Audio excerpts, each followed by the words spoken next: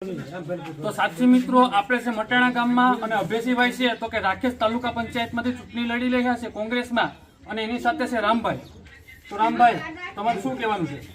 આજે મટાણા ગામમાં પસાર અર્થે આવેલ અભુભાઈ તાલુકા પંચાયત પેરના ઉમેદવાર હોય અને લોકોનો સારો પ્રતિસાદ મળે છે.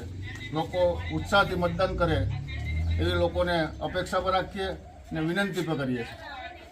અભેસીભાઈ બપોર સારો છે 70% લોકો. રાકેશમાંથી કેટલામાં? રાખેજ ગામ લોકોનો ઉત્સાહ છે. આવતા 10 વર્ષમાં ભાજપને તાલુકા પંચાયત હતી પણ વિકાસના કામમાં ક્યાંક ને ક્યાંક ભાજપ પાર્ટી નિષ્ફળ ગયેલ હોય એને કારણે લોકોનો એક અંદરનો કરંટ છે એવો કે આવનારા દિવસોમાં તાલુકા પંચાયત કોંગ્રેસની બેઠે એવી લોકોને અપેક્ષા છે. કહેવાનું છે કોંગ્રેસ જીતશે. વાહ, કોંગ્રેસ જીતશે ભાઈ.